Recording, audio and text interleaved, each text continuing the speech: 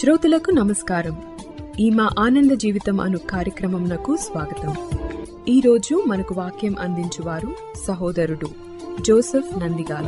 ఆనంద జీవితము శ్రోతలకు ప్రభువైన యేసు క్రీస్తు నామమున హృదయపూర్వక వందనములు చెల్లిస్తూ ఉన్నాము. మీరందరూ కూడా ప్రభు యొక్క మహాకృపను బట్టి క్షేమముగాను సంతోషముగాను ఉన్నారు అని మిమ్ములను బట్టి దేవుని స్తుతిస్తూ ఉన్నాము. మీ కొరకు ప్రార్థన చేస్తూ ఉన్నాము. బైబిల్ గ్రంథము నుండి అపోస్తలుడైన పౌలు ఫిలిప్పీలకు రాసిన పత్రికను మనం ధ్యానం చేస్తూ ఉన్నాము. ఈరోజు ఫిలిప్పీలకు రాసిన పత్రిక 4వ అధ్యాయము 8-9 వచనాలు మనం ధ్యానం చేద్దాం. అపోస్తలుడైన పౌలు ఫిలిప్పీలకు రాసిన పత్రిక 4వ అధ్యాయము 8-9 వచనాలు. మెట్టుకు సహోదరులారా, ఏ యోగ్యత అయినను మెప్పైనను ఉండిన ఎడల, ఏవి సత్యమైనవో, ఏవి మాన్యమైనవో, ఏవి న్యాయమైనవో, ఏవి పవిత్రమైనవో, ఏవి రమ్యమైనవో, ఏవి ఖ్యాతి గలవో వాటి మీద ధ్యానముంచుకొనుడి. మరియు మీరు నా వలన ఏవి నేర్చుకొని అంగీకరించితిరో, నా యందున్నట్లుగా ఏవి వింటిరో, ఏవి చూచితిరో అట్టి వాటిని చెయ్యుడి. అప్పుడు సమాధానకర్తయగు దేవుడు మీకు తోడయుండును. చదవబడిన వాక్య భాగాన్ని దేవుడు దీవించి ఆస్వాదించునుగాక. ప్రియులారా, 2 వచనాలు మనం చదువుకున్నాము.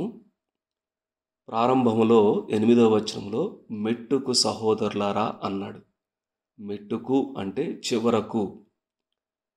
నేను అనేక విషయాలు 1వ అధ్యాయము, 2వ అధ్యాయం, 3వ అధ్యాయము, 4వ అధ్యాయం 7వ వచనం వరకు చెప్పిన తర్వాత ముగింపు మాటలుగా చివరిగా నేను చెప్పాలనుకుంది ఏమిటంటే అని అన్నట్టుగా కొన్ని ప్రాముఖ్యమైన విషయాలు ముగింపులో అపోస్తలుడైనటువంటి పౌలు జ్ఞాపకం చేస్తూ ఉన్నాడు. ఇందులో 3 విషయాలు ఈ 2 వచనాలలో జ్ఞాపకం చేశాడు. 1 మన ధ్యానము, 2 మన మాదిరి, 3 మనకున్న వాగ్దానము. వాటి మీద ధ్యానముంచుకొనుడి అని 8వ వచనం అన్నాడు. కాబట్టి మన ధ్యానం, నా యందున్నట్టుగా ఏవి వింటిరో, ఏవి చూచితిరో అట్టి వాటిని చెయ్యుడి అన్నాడు. కాబట్టి మన మాదిరి. అప్పుడు సమాధానకర్తయగు దేవుడు మీకు తోడయుండును అనే మాటలో మనకున్నటువంటి వాగ్దానం. 3 మాటలు జ్ఞాపం చేసుకోనండి. మన ధ్యానము, మన మాదిరి, మనకున్నటువంటి వాగ్దానము. సాధారణంగా బయట మనశ్శాంతి కొరకు లేకపోతే ఆరోగ్యం కొరకు ధ్యానం చేస్తారు. వారి ధ్యానం ఏమిటంటే ఏమీ ఆలోచించకుండా మనసంతా కూడా ఊపిరి మీద, గాలి పీల్చే దాని మీదే ధ్యానం ఉంచటం, లగ్నం చేయటం, దాన్ని ధ్యానం అంటారు. వాస్తవంగా అది 100% సాధ్యం కాదు. క్రైస్తవ ధ్యానం అటువంటి ధ్యానం కాదు. ఇది యాక్టివ్ మైండ్ అంటాం. ఏదో మనస్సును ప్యాసివ్గా చేయటం కాదు, కానీ మనస్సును యాక్టివ్గా వేటి మీద మనస్సు ఉంచాలి, నిజమైనటువంటి ధ్యానం ఏంటి అనేది ఇక్కడ మనకు కనపడుతుంది అండి. ముందుకు వెళ్ళక ముందు విశ్వాస జీవితానికి, క్రైస్తవ జీవితానికి మనస్సు ఎంతో ప్రాధాన్యమైంది. బైబిల్ గ్రంథములో అన్నాడు, మీ మనస్సు మారి నూతన మగుట వలన రూపాంతరం పొందుడి అన్నాడు. అది విశ్వాసులకు రాస్తూ ప్రభు నమ్ముకున్న వారందరూ కూడా అనుదినము మనస్సు రూపాంతరం పొందుతూ ఉండాలి, నూతన మగుటూ ఉండాలి. ఎవరైతే యేసుక్రీస్తు ప్రభునందు విశ్వాసం ఉంచారో వారు నూతన సృష్టి అన్నాడు. అందులో భాగంగా దేవుడు నూతన మనస్సు ఇస్తాడు. పైనున్న వాటి మీదే మీ మనస్సు ఉంచుకోండి అన్నాడు. ఇదే ఫిలిప్పీయులకు రాసిన పత్రిక 2వ అధ్యాయంలో వినయ మనస్సు, ఏక మనస్సు, క్రీస్తు యేసు కలిగిన ఈ మనస్సు అనే మాట ఉపయోగించాడు. 1 కొరింథీలో కూడా మనమైతే క్రీస్తు మనస్సు కలిగిన వారము అన్నాడు. ఈ మనస్సు యొక్క ప్రాధాన్యత విశ్వాస జీవితానికి, క్రైస్తవ జీవితానికి చాలా ప్రాముఖ్యమైంది. ఎందుకంటే ఇక్కడ మనస్సు అంటున్నప్పుడు మన యొక్క ఆలోచనలు, తలంపులు, ఊహలు, మనం చేసుకున్నటువంటి అనేకమైన జ్ఞాపకాలు, మన యొక్క దృష్టి, వీటన్నిటిని కలిపేమంటాడు అంటే మన ధ్యానము, మన మనస్సు అనేటువంటి మాట. ప్రియులారా, మనస్సు ఆలోచనల పుట్ట అంటాం. అనేకమైన ఆలోచనలు సామెతల గ్రంథంలో ఉంది. హృదయంలో నుండి, మన మనస్సులో నుండి అనేకమైన ఆలోచనలు పుడుతూ ఉంటాయి. అయితే ఇక్కడ మన ధ్యానము అంటున్నప్పుడు పౌలు గారు చెప్పిన మాట ఏంటంటే, సాధారణంగా మనందరకు కొంతమందికి టీ తాగేటువంటి అలవాటు ఉంటే దాన్ని వడపోస్తారు. వడపోయటము అంటే ఏదైతే తాగటానికి వీలు లేకుండా పిప్పి లాంటిది ఉంటుందో దాన్నేమో వడపోసి మంచిదాన్ని తీసుకుంటారు. దాన్ని ఫిల్టర్ అని చెప్పి అంటాం. ఇక్కడ ఆత్మ సంబంధమైనటువంటి ఒక వడపోత చేయటం, స్పిరిచువల్ ఫిల్టర్ అని చెప్పి అంటాం. ఆత్మ సంబంధమైనటువంటి వడపోత మనం చేయాలి మన మనస్సులో. అంటే సాధారణంగా సత్యమైనవి ఉన్నాయి, అసత్యమైనవి ఉన్నాయి, నిజము ఉంది, అబద్ధాలు ఉన్నాయి, మనకు గౌరవాన్ని తెచ్చేటువంటి సంగతులు ఉన్నాయి, మనకు అవమానాన్ని తెచ్చేటువంటి సంగతులు కూడా ఉన్నాయి. న్యాయమైనవి ఉన్నాయి, అన్యాయమైనవి, అక్రమమైనవి, అవినీతి సంబంధమైనవి కూడా ఉన్నాయి. పవిత్రమైనవి ఉన్నవి, అపవిత్రమైనవి కూడా ఉన్నాయి. పవిత్రమైనవి అంటున్నప్పుడు మనలను పవిత్రపరిచేవి ఉన్నాయి, మనలను అపవిత్రపరిచేవి ఉన్నాయి. రమ్యమైనవి ఉన్నవి, వికారమైనవి ఉన్నవి. అలానే ఖ్యాతి గలవి, మనకు మెప్పును, కీర్తిని, ప్రఖ్యాతిని తెచ్చేటువంటి ఆలోచనలు ఉంటాయి. మనకు అపకీర్తిని, చెడుని తెచ్చేటువంటి ఆలోచనలు కూడా ఉన్నాయి. కాబట్టి ఇప్పుడు పౌలు గారు ఏమంటాడు అంటే,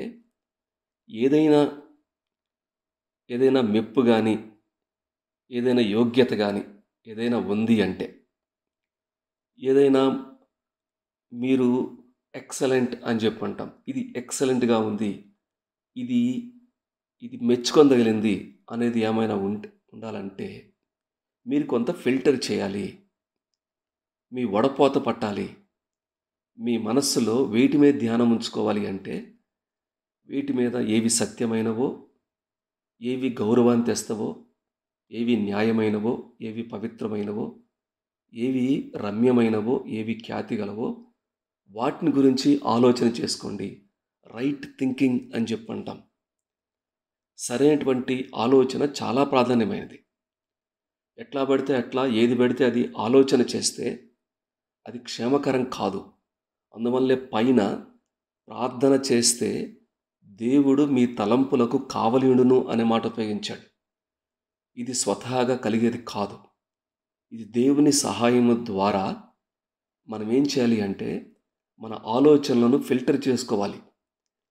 దీన్ని మనం ఇంకొంచెం మనము విస్తరించి కొంచెం మాట్లాడితే, ఒక వ్యక్తి అయినా, మనము వ్యక్తి గురించి అయినా, మనం చూచేవి అయినా, మనం వినేవి అయినా, మనం మాట్లాడేవి అయినా, మనం చేసే పని అయినా, ఒక వ్యక్తి గురించి ఆలోచన చేస్తున్నాం. ఆ వ్యక్తి సత్యమైన వాడా, గౌరవం కలుగుతుందా, న్యాయమా, అది పవిత్రమైన బంధమా, అది రమ్యమైనదా, అది ఖ్యాతి కలదా, అది ఆలోచన చేసుకోవాలి. నువ్వు చూచేవి ఏవి చూస్తున్నావు, నీవు అది ఏదైనప్పటికి కూడా, అది మొబైల్ ఫోన్లో అయినా, ఇంకో రకంగా అయినా, కళ్ళతో అయినా, ఏదైనప్పటికి కూడా మనం చూచేవి అవి మనము సత్యమైనవా, గౌరవాన్ని తెచ్చేవా, న్యాయమైనవా, పవిత్రమైనవా, రమ్యమైనవా, ఖ్యాతి గలవా అనేది మనము ఆలోచన చేసుకోవాలి. జాగ్రత్తగా వినండి.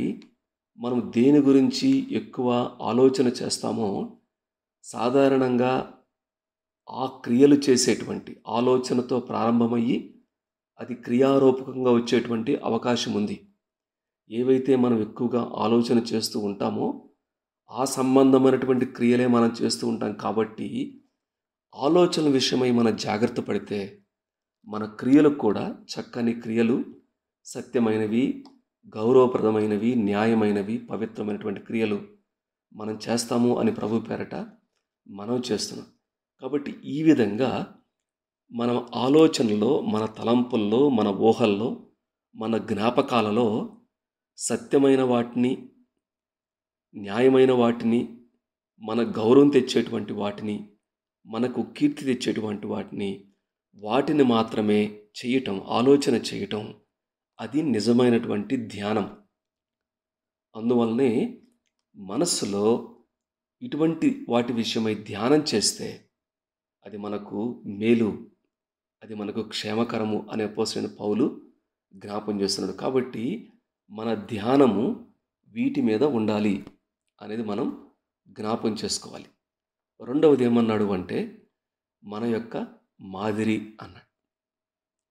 మాదిరి గురించి చెప్తూ అపోస్తలుడైన పౌలు 9వ వచనంలో నా వలన అన్నాడు, నా యందున్నట్టుగా అన్నాడు.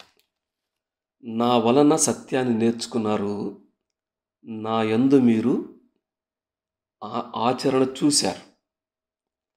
నా వలన నేర్చుకున్నారు, అంగీకరించారు, అది సత్యం. నా యందున్నట్టుగా అన్నప్పుడు ఏవి వింటిరో, ఏవి చూచితిరో. ఇప్పుడు సత్యముగా ఉండాలి అనేది నేర్చుకునేది, సత్యముగా ఉన్నాడు అనేది అది అనుభవం. అపోస్తలుడైనటువంటి పౌలు ఏదైతే తన ధ్యానముంచుకొనుడి అని చెప్పాడో అవి ఆయన ద్వారా నేర్చుకోవటం మాత్రమే కాదు, ఆయనలో అవి ఉన్నవి. కాబట్టి ఏవి వింటిరో, ఏవి చూచితిరో అన్నాడు. కాబట్టి అపోస్తలుడైన పౌలును దేవుడు మనకి ఇక్కడ ఒక మాదిరికరంగా ఉంచాడు. ఇదే 3వ అధ్యాయం 17వ వచనంలో మీరు నన్ను పోలి నడుచుకొనుడి అన్నాడు. తన విషయమై అనేక విషయాలు చెప్పాడు. బ్రతుకుట క్రీస్తే, చావైతే లాభము అని చెప్పాడు 1వ అధ్యాయంలో. 2వ అధ్యాయంలో నేను పానార్పణముగా పోయబడుచున్నాను అని ఏ విధంగా తన సొంత కార్యము కాకుండా యేసుక్రీస్తు ప్రభువారి యొక్క కార్యాలను ఏ విధంగా చూస్తున్నాడో ఆయన జ్ఞాపం చేశాడు. 3వ అధ్యాయంలో తనకి యొక్క దేని నిమిత్తము తను ప్రయాసపడుతున్నాడో జ్ఞాపం చేశాడు. తన గురి గురించి చెప్పాడు. ఇక్కడ 4వ అధ్యాయం అంటున్నాడు, ఇదిగో ఇవన్నీ కూడా నా యందు మీరు నా వల్ల నేర్చుకున్నారు, నా యందు మీరు చూశారు, కాబట్టి ఆ ప్రకారంగా మీరు చేయండి అన్నాడు. కాబట్టి మన మాదిరి ఎవరంటే అపోస్తలుడైనటువంటి పౌలు గారు. వీళ్ళారా, అనేక మంది భక్తులు పౌలు లాంటి వారు మన ముందు మాదిరికరంగా ఉంటూ ఉండగా మనం వారి మాదిరిని అనుసరించాలి. యేసుక్రీస్తు ప్రభువారు చెప్పాడు, ఆయన శిష్యుల యొక్క పాదాలు కడుగుతూ ఏమన్నాడు అంటే మీకు ఈ విధంగా మాదిరి ఉంటానికి నేను చేశానని చెప్పన్నాడు. మనకు మాదిరి ఉండటానికి ఆయన తన అడుగు జాడలు ఉంచిపోయాడు అని చెప్పన్నాడు. ప్రియులారా, యేసుక్రీస్తు ప్రభువారు, అపోస్తలుడైనటువంటి పౌలు, అపోస్తలులు వారి బోధ అలానే వారి యొక్క జీవితాలు మనకు మాదిరికరంగా ఉన్నవి.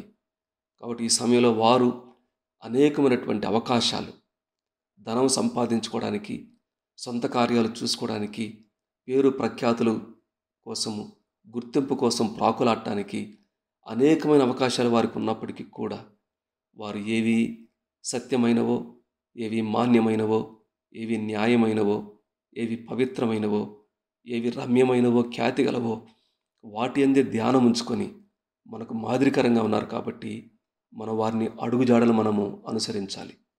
కాబట్టి ఒకటి మన ధ్యానం, స్పిరిచువల్ ఫిల్టర్ అని చెప్పంటాం.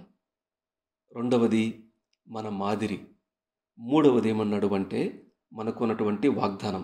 ఎవరైతే ఈ విధంగా అనుదినం తమ ఆలోచనలను దేవుని సహాయము ద్వారా ఈ విధంగా సరైనటువంటి ధ్యానం, సరైనటువంటి ఆలోచనలు కలిగి ఉండటానికి ప్రయత్నం చేస్తూ ఉంటారో, ఎవరైతే పౌలు గారు లాంటి మాదిరికరమైన జీవితాన్ని జీవించడానికి ప్రయత్నం చేస్తూ ఉంటారో వారికి దేవుని యొక్క గొప్ప వాగ్దానం ఏంటంటే 9వ వచనం చూడండి. అప్పుడు, ఎప్పుడు పైన ధ్యానము మాదిరి, అప్పుడు సమాధానకర్తయగు దేవుడు మీకు తోడయుండును అనే మాట. సమాధానకర్త అంటే ఆయన శాంతి ప్రదాత. దేవుని సమాధానం ఉంది, రెండవది సమాధానకర్తయగు దేవుడు అనే మాట ఉంది. అంటే సమాధానానికి కర్త ఆయనే, శాంతికి సోర్స్ ఆయనే. ఈ సమాధానకర్తయగు దేవుడు ఏం చేస్తాడు అంటే మనకు తోడుగా ఉంటాడు అనే మాట. చాలాసార్లు ఇటువంటి వాటి మీద ధ్యానం ఉంచుకుంటున్నప్పుడు, సత్యాన్ని, న్యాయాన్ని, పవిత్రమైన వాటిని అనుసరిస్తున్నప్పుడు కొన్ని ఇబ్బందులు, ఒంటరితనం, పోరాటం ఇవన్నీ ఉండేటువంటి అవకాశం ఉంటుంది. ఆడ్ మ్యాన్ అవుట్ అంటారు. 10 మంది ఒక దారిలాగా, మనదొక్కళ్ళదే ఒక దారిలాగా అనిపిస్తూ ఉంటుంది.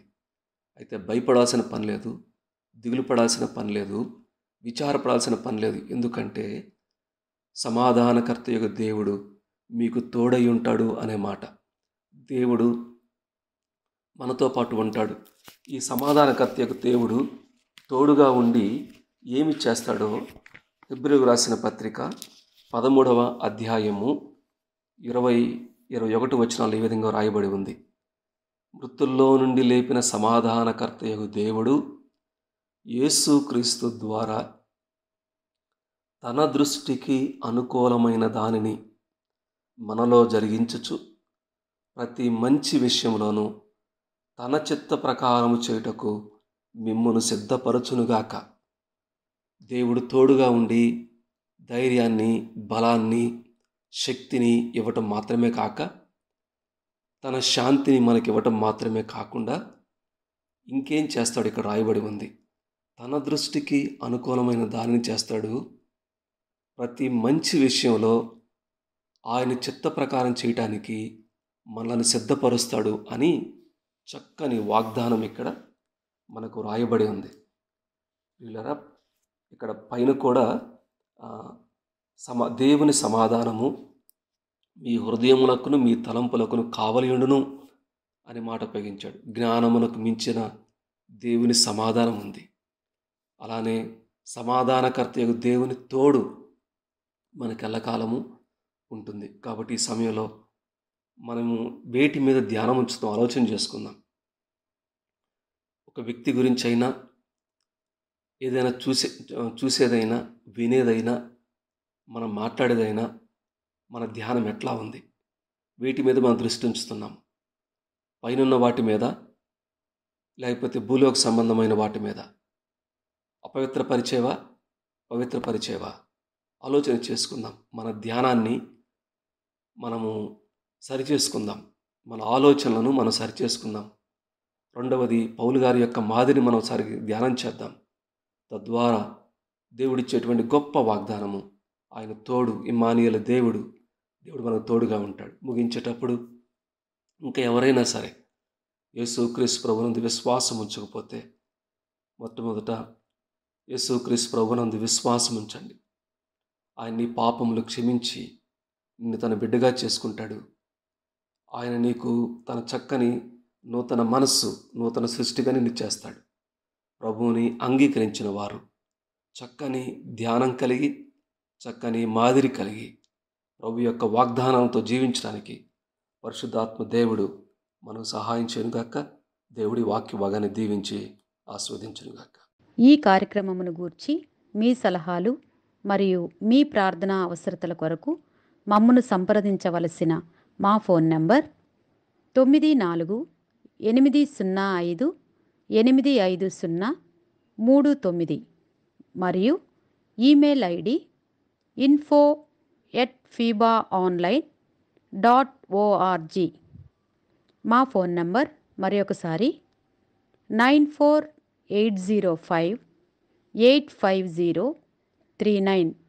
Email ID info@fibaonline.org.